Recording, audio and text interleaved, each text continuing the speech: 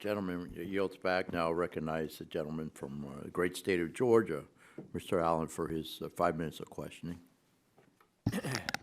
Thank you, Chair Bilirakis, for convening this hearing. I also want to thank our witnesses for being here today.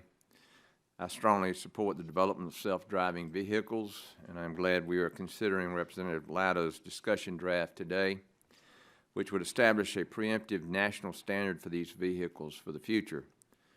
If Congress does not act on this issue, I believe it's a matter of national security. Allowing China to lead in the development of AVs would cause serious damage to our automotive and technology sectors.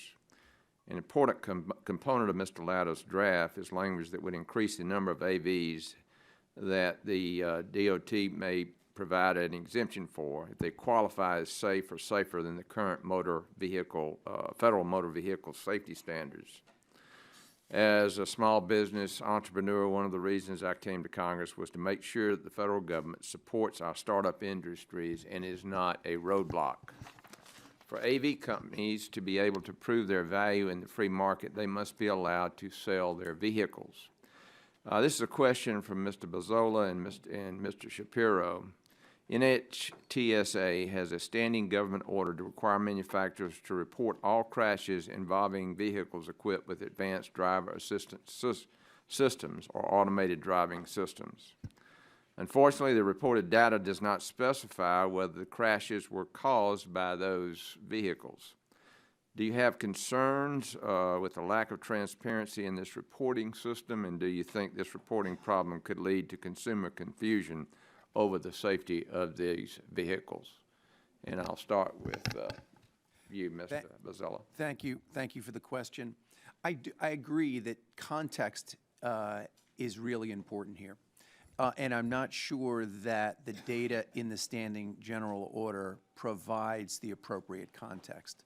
And so as we do consider, for example, what the future of the Standing General Order would be and how we think about data and transparency, I think making sure that we have context is important.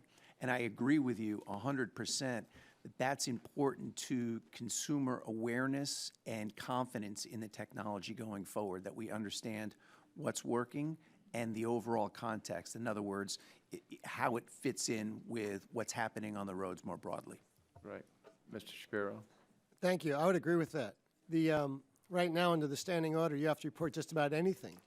And it counts if a bird hit your car, or their social media report that there was a self-driving vehicle involved in an accident, even though it may not have happened. So those are counted in the statistics. So they really need to be sharpened up, frankly. But I think if you look at the absolute numbers, which are incredibly low, especially more recently, almost no deaths, very few injuries, some minor crashes. It's phenomenal, and there's the opportunity that everyone in this country has, is to pay lower insurance rates, to have the whole new creation of jobs, lower costs, and stop the carnage. Mm-hmm. And that's what we need to do. Right, exactly. Well, I remember when the horse and buggy was replaced by the automobile, all these people were scared to death of that. Mr. Bazzola,